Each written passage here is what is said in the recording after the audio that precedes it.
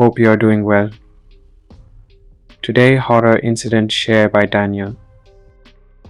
The story of Daniel. He described two strange incidents that happened with him. One took place when he was working in a call center and he used to do night shifts there. He explained that the building he was working in was in a cantonment area, so it was a less populated area.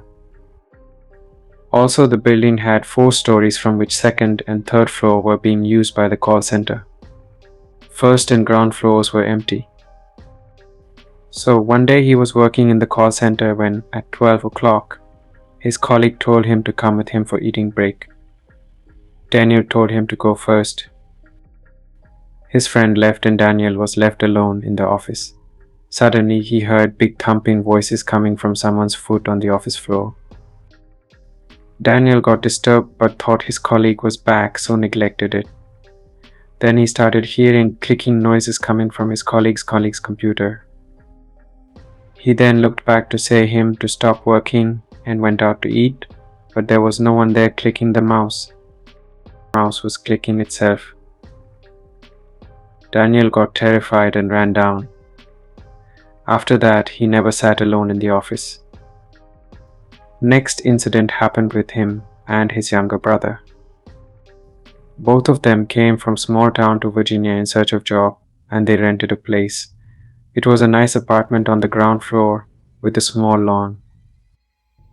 Its backside had a house of landlords. Daniel's younger brother used to do daytime shift on call center, while he used to do night one. One day, his brother was all alone at home at night. Next day, he continued sleeping until Daniel came.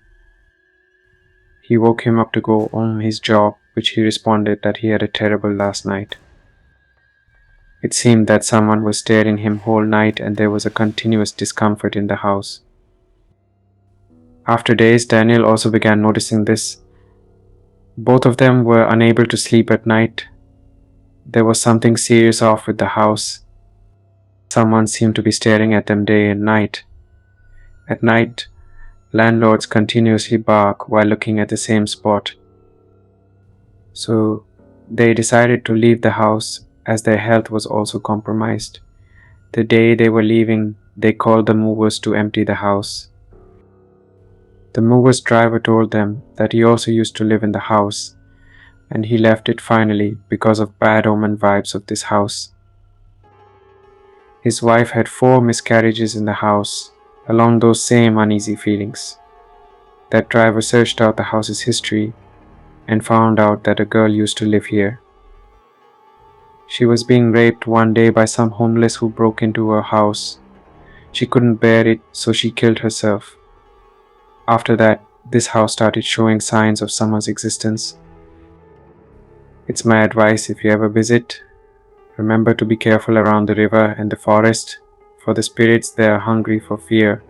Always inquire about the house before moving. Keep yourself and others safe from any type of scary activity. Thanks for watching. Please like, share and subscribe.